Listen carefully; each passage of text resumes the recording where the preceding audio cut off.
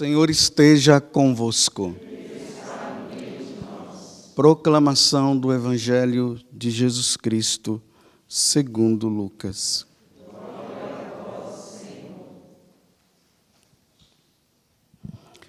Naquele tempo, milhares de pessoas se reuniram a ponto de uns pisarem os outros. Jesus começou a falar primeiro a seus discípulos: tomai cuidado com o fermento dos fariseus, que é a hipocrisia. Não há nada de escondido que não venha a ser revelado, e não há nada de oculto que não venha a ser conhecido. Portanto, tudo o que tiverdes dito na escuridão será ouvido à luz do dia, e o que tiverdes pronunciado ao pé do ouvido no quarto será proclamado sobre os telhados. Pois bem, meus amigos, eu vos digo, não tenhas medo daqueles que matam o corpo, não podendo fazer mais do que isto. Vou mostrar-vos a quem deveis temer. Temei aquele que, depois de tirar a vida, tem o poder de lançar-vos no inferno. Sim, eu vos digo, a este temeis. Mas não se vendem 5 pardais por uma pequena quantia? No entanto, nenhum deles é esquecido por Deus. Até mesmo o cabelo de vossa cabeça estão todos contados. Não tenhais medo. Vós valeis mais do que muitos pardais. Palavra da salvação.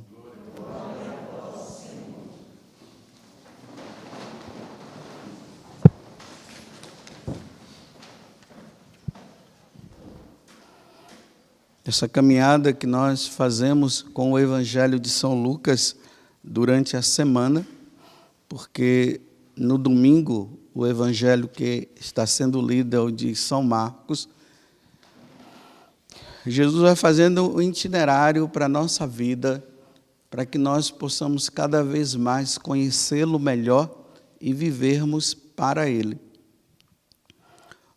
Ontem, esses 3 dias passados, ele estava ali na casa de um fariseu, num jantar, e Jesus começou a falar severamente para os fariseus que eles deveriam, no caso, mudar de vida, porque a vida que eles estavam levando não era uma vida correta.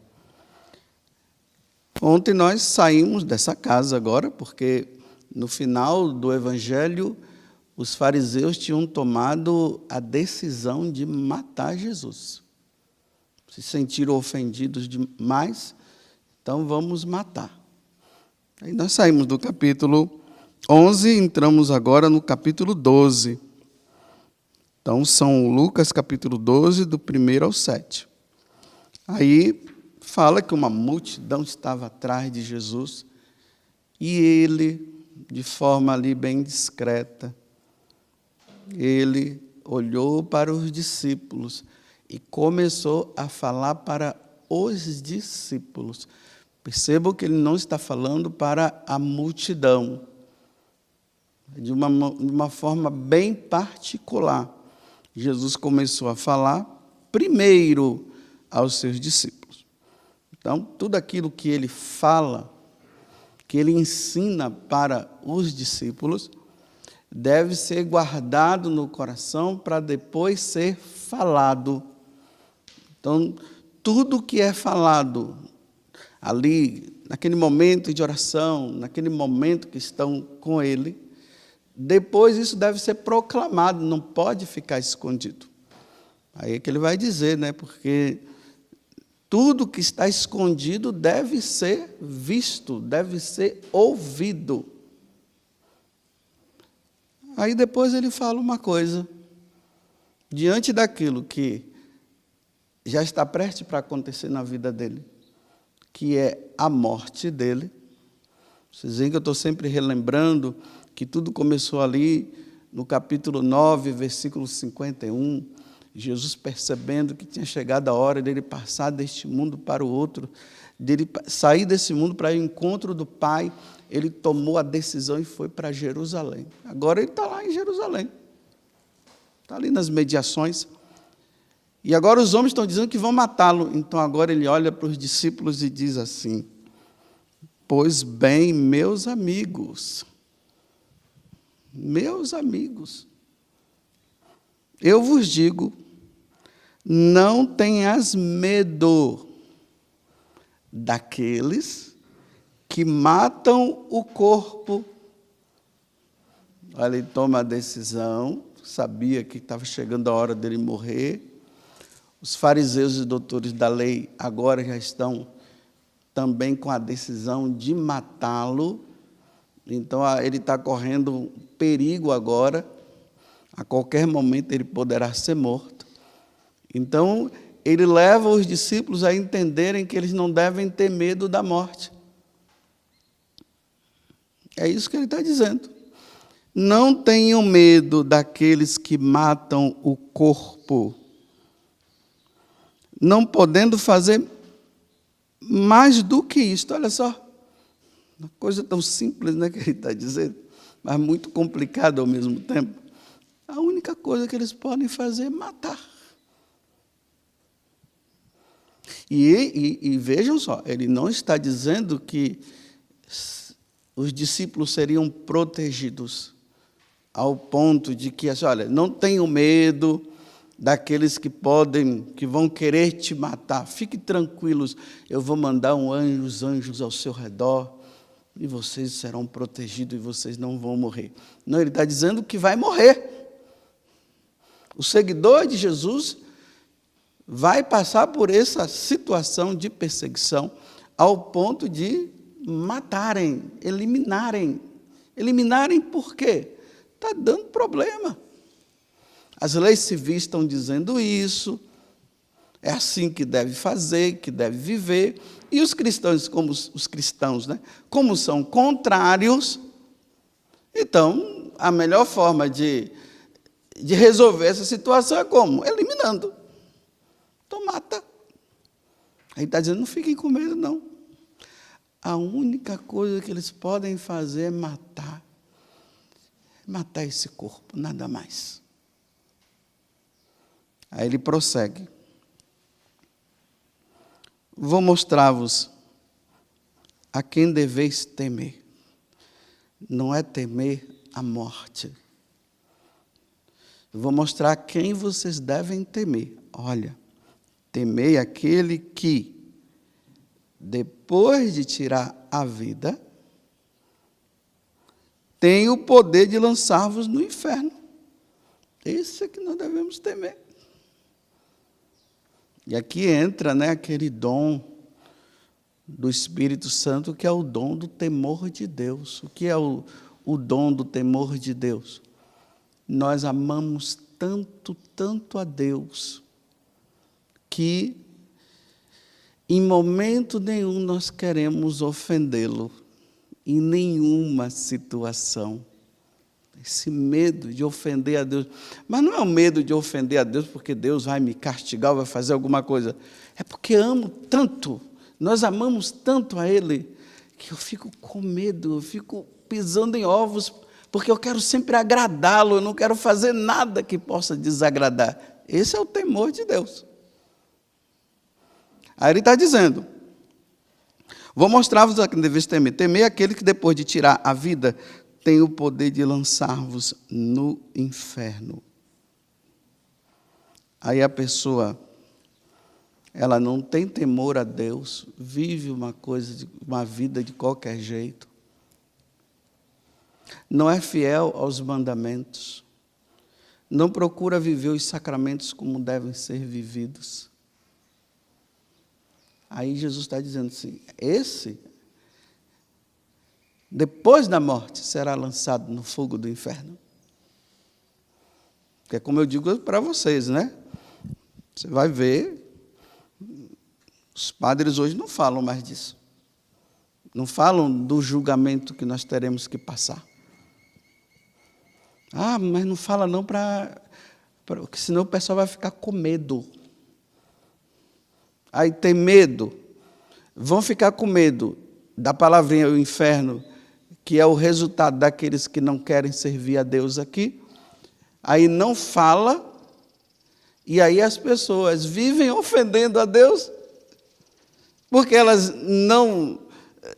para elas não existem isso, todo mundo vai para o céu, então elas entram numa atitude de ofender a Deus, então elas ficam ofendendo, e depois elas vão para o inferno. Porque não se fala do perigo. Imagina, vamos supor que lá tem uma cidade, outra cidade ligada por uma estrada, claro, é assim mesmo, e os motoristas não sabem que em um determinado momento da estrada abriu-se uma cratera muito grande que não dá para passar. E se a pessoa vier numa velocidade, ela não, por não ter nenhum sinal, ela vai cair naquela cratera. E vão morrer todos lá dentro. Aí ninguém diz nada. Não diz nada, porque senão vão ficar com medo de passar por aquela estrada. Aí só vê gente caindo, porque ninguém falou nada. Então hoje, nós sacerdotes, com medo de perder fiéis, e sabe lá o que mais, às vezes porque não acreditam mais nessas coisas mesmo, não se fala disso. Então o que é que acontece? Igreja cheia, os fiéis tudo ali, bem dizendo, louvando a Deus. Quando saem, vão pecar, vão fazer um monte de coisa errada e tal. Porque ninguém alertou, dizendo, olha, não faça isso, não faça aquilo. Então Jesus está sendo bem claro. Então, vocês devem temer, sim, aquele que depois que tirar a vida, tem o poder de lançar-vos no inferno, que é outra coisa que hoje, meu Deus, é tão difícil as pessoas entenderem isso. Essa verdade é tão difícil. Satanás conseguiu inventar tanta mentira que as pessoas hoje chegaram ao ponto de entender que a justiça divina não existe. Bem, o ateu vai dizer bem assim, olha, como é que um Deus que vocês dizem que é tão bom, depois vai lançar você no inferno? Aí os cristãos dizem assim, não, realmente Deus é tão bom que Ele não vai nos lançar lá. E aí, baderna, orgia, diz ser seguidor de Jesus, mas numa vida errada. É assim que nós estamos. Não acredite, não fique muito iludido com igreja cheia, não, viu? Essa ilusão de igreja cheia. Nossa, aquela igreja lá tão cheia. Está cheia, muita gente, apinhado de gente. Mas e aí, estão levando uma vida santa? Ou estão só indo lá para receber cura, libertação, disso e daquilo, receber um grande milagre, que está prometendo milagre, a pessoa vai, recebe milagre e começa na vida sem vergonha. Não muda. Então está difícil hoje entender isso. É misericórdia, é amor e misericórdia, Deus é bom, Deus é maravilhoso, Deus ama você do jeito que você é, Ele é da vitória, Ele é poderoso, Ele é tudo, mas ninguém diz assim, parem de ofender a Deus, como Nossa Senhora falou em Fátima. Não se fala isso. Pare de ofender a Deus. Porque Deus já não aguenta mais tantas ofensas. Por parte dos que estão na igreja e por parte dos que estão fora. E muito mais pelos que estão dentro da igreja. Porque os que estão dentro da igreja conhecem a Deus, pelo menos acham que conhecem, né?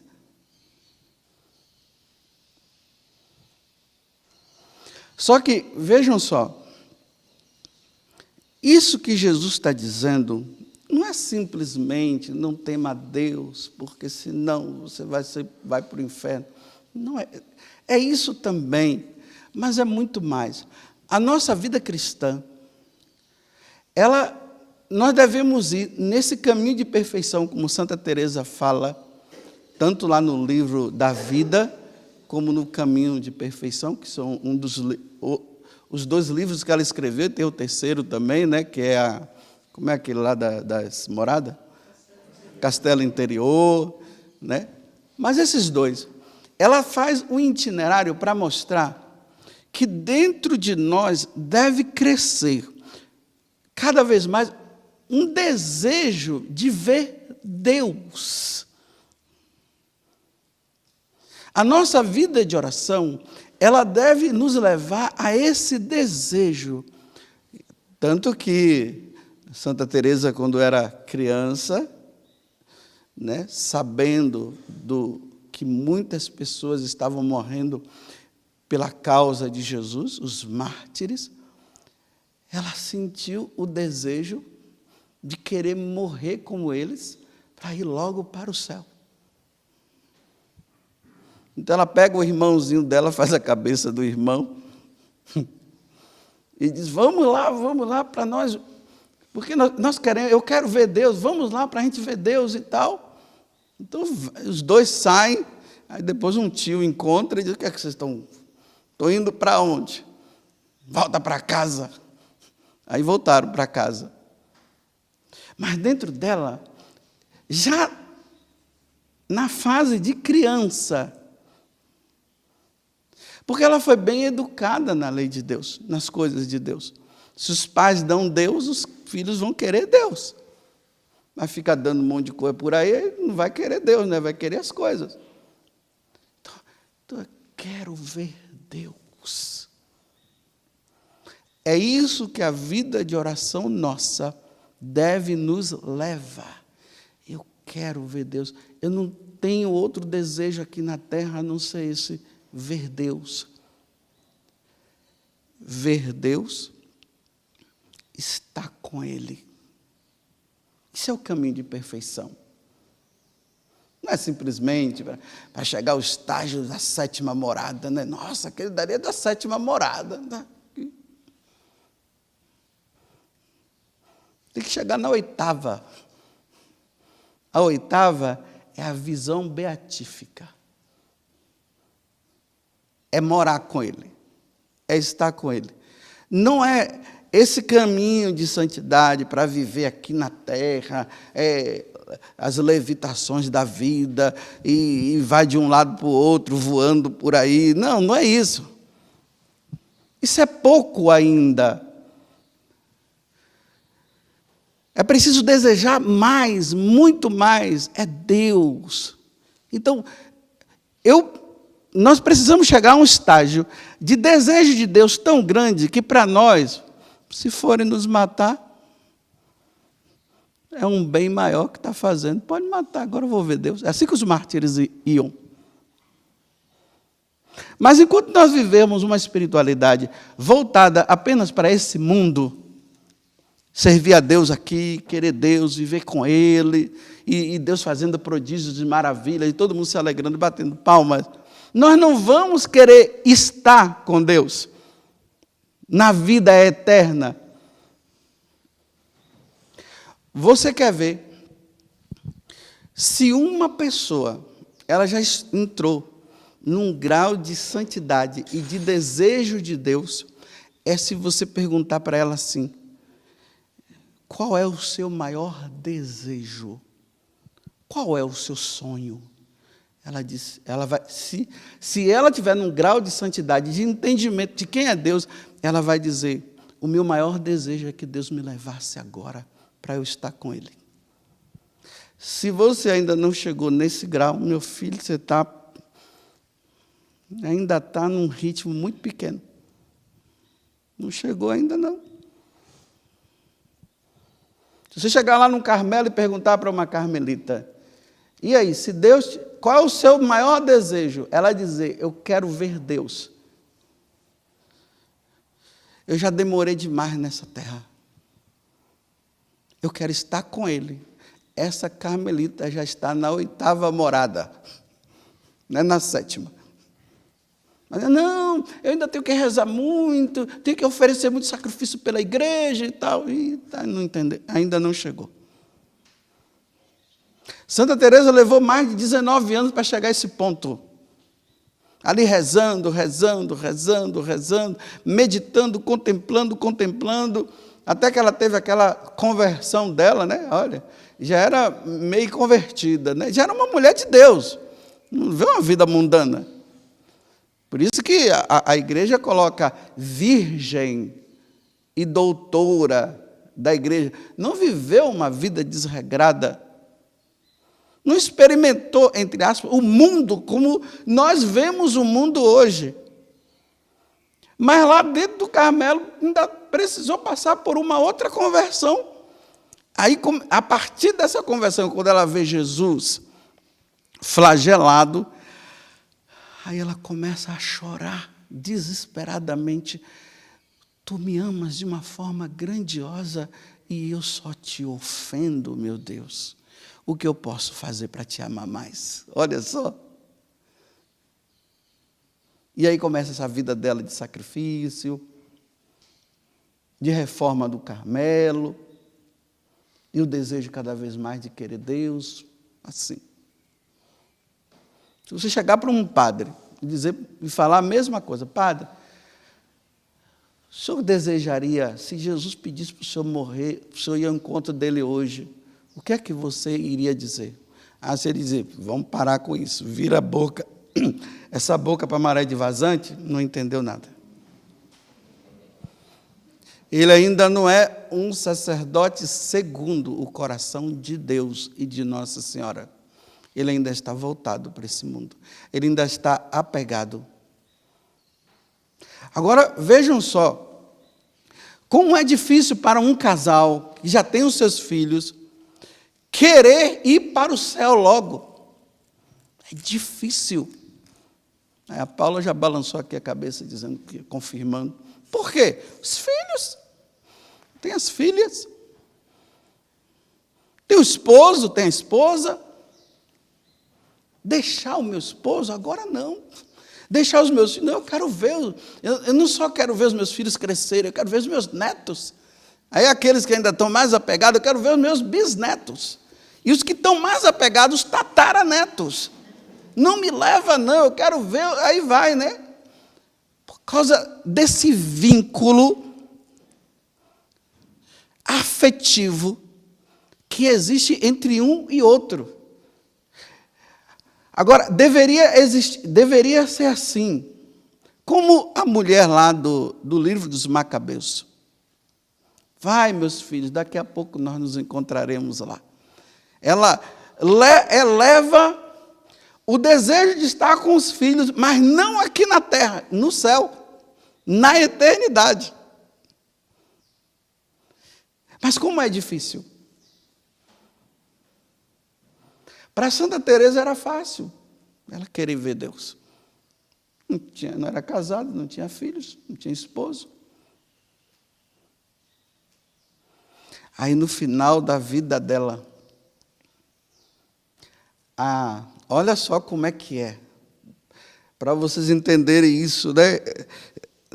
É porque eu estou querendo que vocês entendam essa passagem do Evangelho, não simplesmente na questão do martírio. O medo, não tenha medo daquele que pode matar o seu corpo. Não, é no sentido de, esse mundo não existe nada mais que me apegue, a única coisa que eu quero é ver Deus, é estar com Ele. Então, podem matar. Vocês entenderam? Esse desejo é um desejo. Aí, na hora que ela está prestes a morrer com 67 anos, e eu tenho uma certeza interior que eu não vou chegar aos 70, não.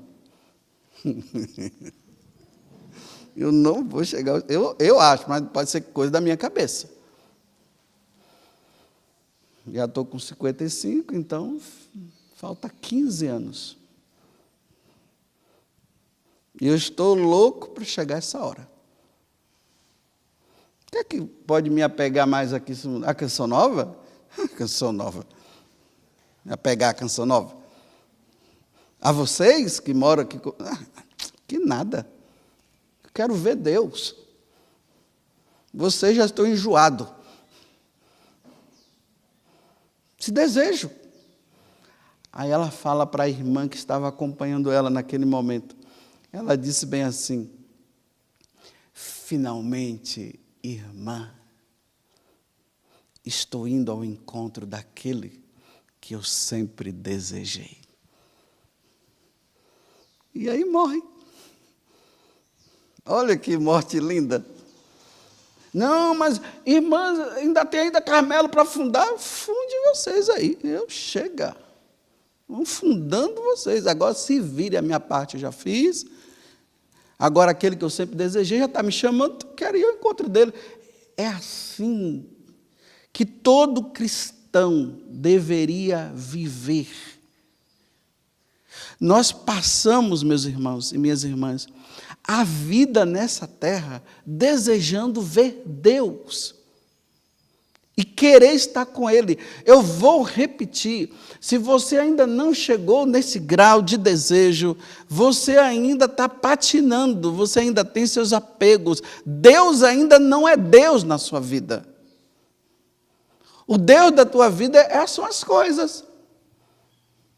São as coisas que você faz, são as coisas que você tem, então você não quer ainda largar isso, mas é preciso chegar nessa vida de oração, nessa contemplação, nessa vida com Deus, de chegar o momento de dizer assim: meu Deus, quanto tempo eu perdi apegada a essas coisinhas aqui, e o Senhor é o dono de todas as coisas, é o Senhor que eu quero.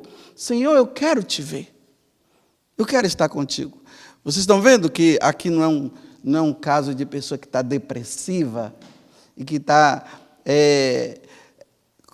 desgostosa da vida. Não, vive bem. Mas chegou ao ponto de dizer assim: nossa Senhora, qual é o seu sonho? Imagina, vou terminar, viu? Um programa religioso, uma vez eu vi, aí perguntando ali para as pessoas que eram religiosas: qual é o seu sonho? Aí as pessoas religiosas que estavam lá: meu sonho é fazer uma faculdade. O meu sonho é viajar não sei para onde. Meu sonho... Um religioso ainda está com o sonho de querer ver a Torre Eiffel? Meu Deus, é muito pouco. É muito pouco. A resposta de todos deveria ser a mesma: eu quero ver Deus. Eu quero estar no céu. Porque a vida religiosa, se não tivesse sentido, é simplesmente desejos humanos. Então, veja só, se você perguntar para um jovem aí de fora: e aí, qual é o seu sonho? Ele vai dizer isso: eu quero ir para a França, eu quero estudar, eu quero fazer faculdade, eu quero ter filhos, eu quero fazer... Porque eles não têm Deus como centro da vida dele. Então está no mesmo nível. Aqueles religiosos, junto com as pessoas do mundo, estão no mesmo nível. Ainda não chegaram no verdadeiro desejo. E o desejo é: quero ver Deus. Quero estar com Ele, quero morar com Ele. Então pedalem, viu? Rezem bastante para chegar a esse desejo. Louvado seja nosso Senhor Jesus Cristo e a nossa Mãe Maria Santíssima.